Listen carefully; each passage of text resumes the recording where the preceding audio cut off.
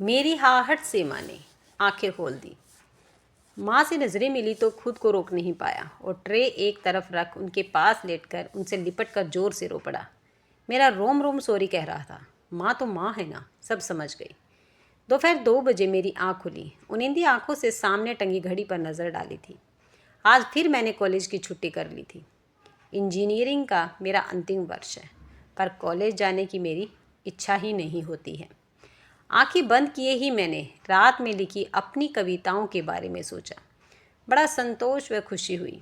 आजकल मैं बहुत खुश हूँ। मैं कविताएं तो 4-5 सालों से एक डायरी में लिखता रहा था, पर एक दिन जब मैंने सोशल मीडिया पर अपनी कुछ कविताएं पोस्ट कर दी और मुझे अच्छा रिस्पॉन्स मिला, तो मेरे उत्साह की कोई सीमा न रही। मैंने अपना पेज भी बना लिया। मेरे प्रशंसकों की संख्या बढ़ती जा रही थी, जिसे देखकर मैं फूला नहीं समाता था। जीवन में और क्या चाहिए। इतनी कम उम्र में इतनी प्रसिद्धि।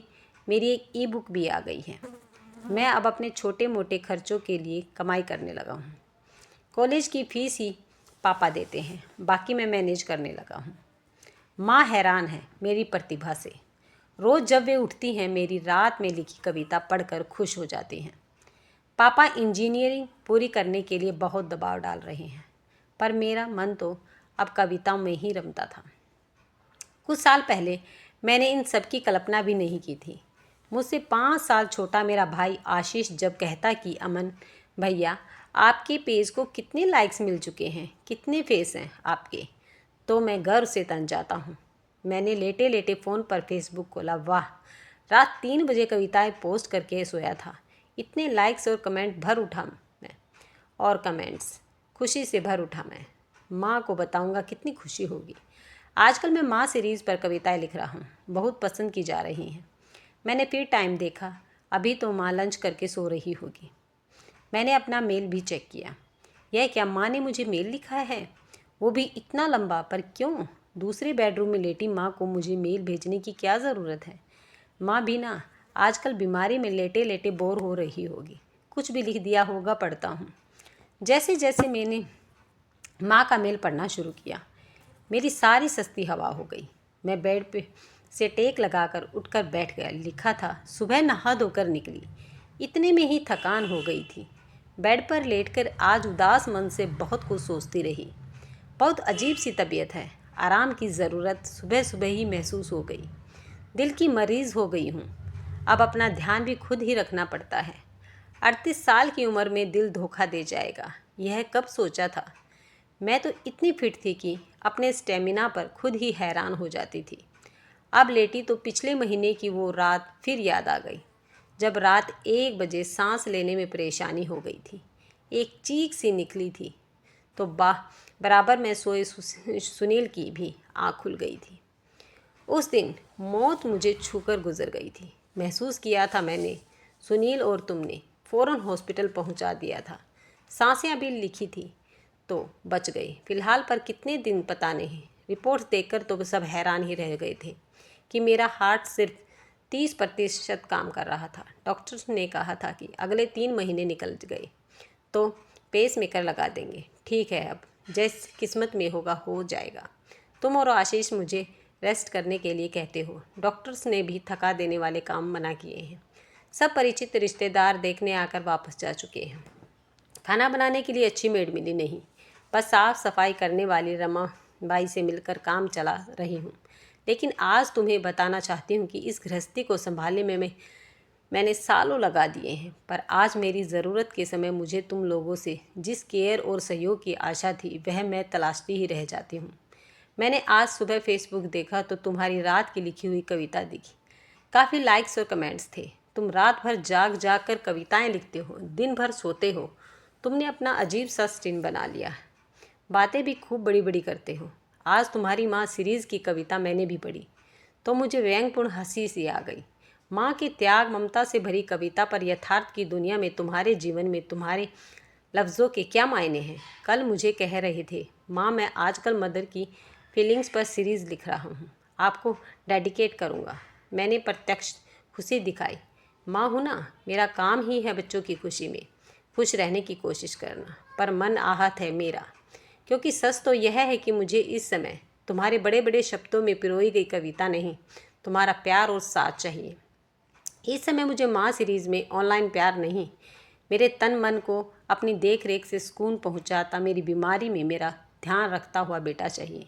एक ही फ्लैट में पूरा दिन अपने रूम से न निकल कर कविताओं के संसार में डूबे रहना, दिन भर सोते रहना, शाम होते होते माँ आप आराम कर रही हो ना, अपना ध्यान रख रही हो ना, we need you take care कहते बेटे की माँ के लिए अपने प्यार का ढिढोरा पीटते शब्द नहीं चाहिए। मुझे इस समय उभरते प्रतिभावान कवि को दरकिनार रखकर एक बेटे की देखरेख चाहिए, जो एक देख ले कि मैं नहा धोकर निकली तो कितनी थकी हुई थी। मुझे कुछ फल या जूस देकर, मेरे हाथ में मेरा टॉवेल देकर तार पर टांग दे, मुझे ज़बरदस्ती लिटा दे। सुनील टूर पर है, आशीष लापरवाह व आत्मकेंद्रित है, पर तुम तो भावुक हो, तभी तो इतनी गहरी कविताएं लिखकर क्या तो गहरे शब्दों में खुद को डुबो देते हो। असल ज़िंदगी में एक ही घर में रहकर अपनी माँ के दुख दर्द उन तक नहीं पहुँच पाते हैं, अनसुना कर देते हैं। मुझे नहीं पता कि मेरा कितना जीवन है, अब बस यही चाहती हूँ कि इन दिनों मेरा बेटा बस यही देख ले मैंने कुछ खाया भी है या नहीं, दवाई ली है या नहीं, कभी वो मुझे अपने हाथों से कोई फल काट कर दे दे, कभी मेरे पास यूं ही लेटा रहे, कभी अपने अनाड़ी हाथों से ज़बरदस्ती कुछ बनाकर मुझे खिलाए, कभी यह कह दे कि बस माँ आप आराम करो, जिससे आप जल्दी ठीक हो जाओ। काम तो हम दोनों भाई मिलकर कर लेंगे, लेकिन तुम दोनों तो अक्सर सोए रहते हो या लैपटॉप होते हैं। डोरबेल होने पर भी मैं ही उठती हूँ।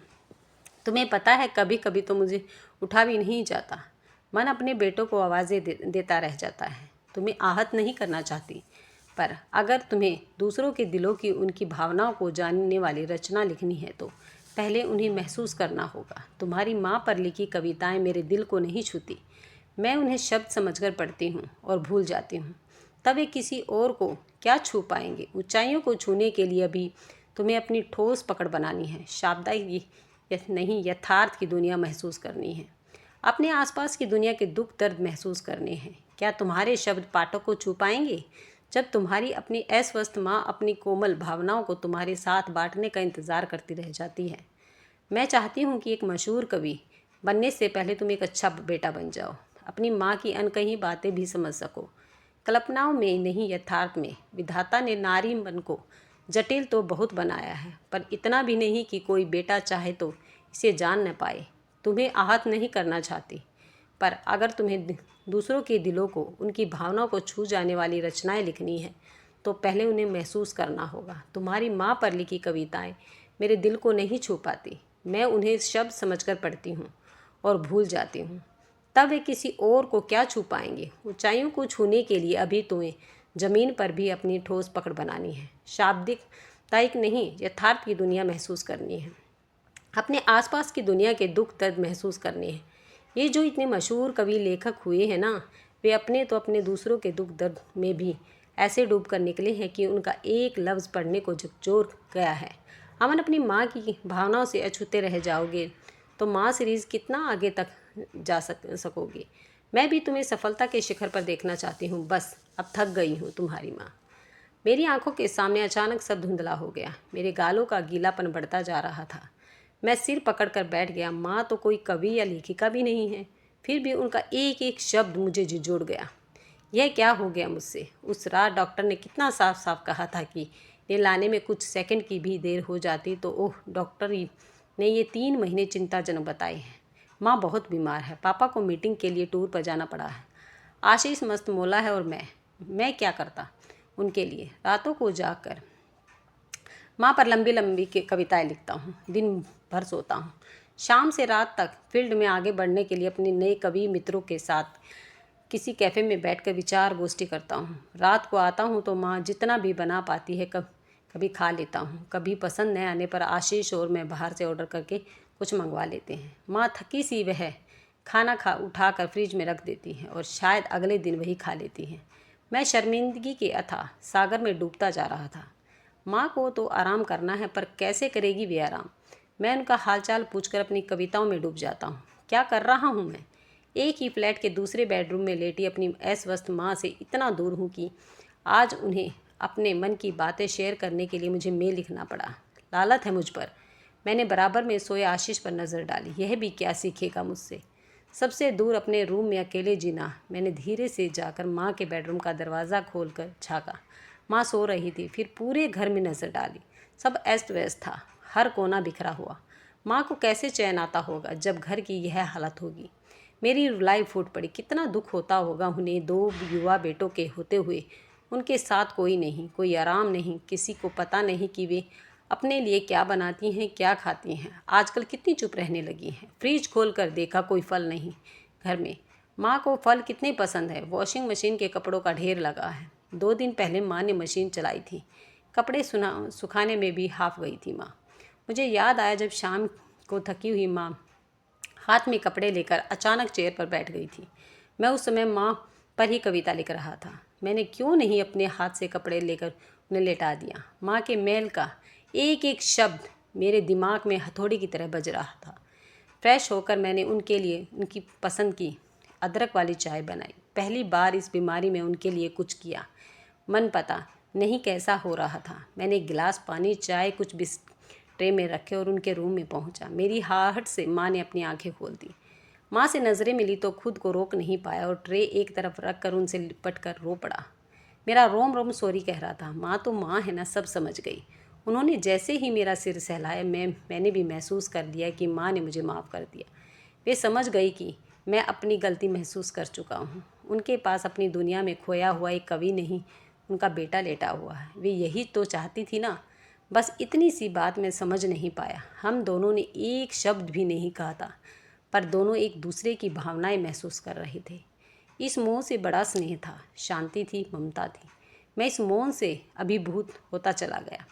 हम दोनों की ही आंखों से माँ बेटे के प्रेम की अविरल गंगा की गंगोत्री जैसे निःशब्द बहती चली जा रही थी। अगर आपको ये वीडियो पसंद आई है तो वीडियो को लाइक, शेयर और सब्सक्राइब करना ना भूलें।